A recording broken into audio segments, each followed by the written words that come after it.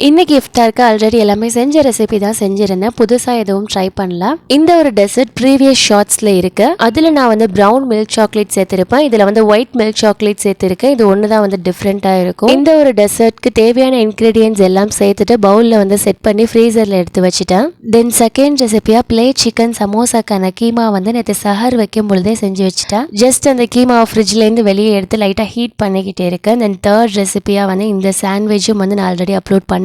அதுக்கான ஸ்டஃபிங்கையும் ரெடி பண்ணி தனியாக எடுத்து வச்சுக்கிட்டேன்.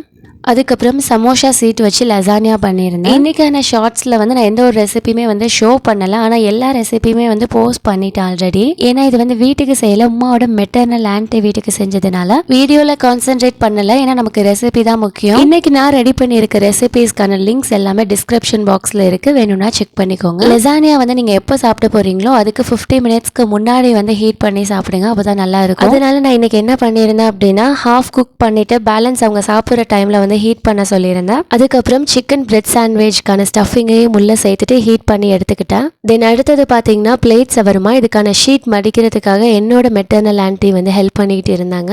நான் வந்து பிளேட் சமோசாவை ஸ்கிப் பண்ணிவிட்டு வீல் சமோசா ட்ரை பண்ணலான்னு நினச்சிக்கிட்டு இருந்தேன். பட் ஃபஸ்ட் டைம் ட்ரை பண்ண போகிறதுனால எதுக்கு நமக்கு வம்பு அப்படின்னு சொல்லிட்டு இதையே செஞ்சு எடுத்துக்கிட்டேன்.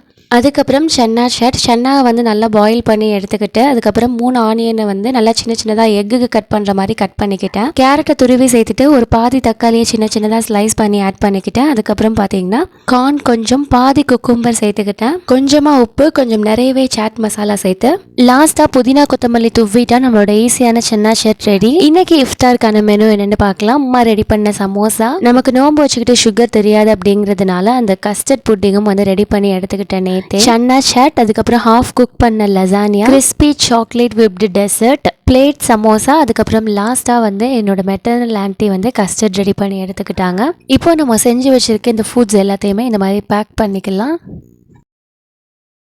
நெக்ஸ்ட் ஒரு இன்ட்ரெஸ்டிங்கான வீடியோவில் பார்க்கலாம். தேங்க்ஸ் ஃபார் வாட்சிங்.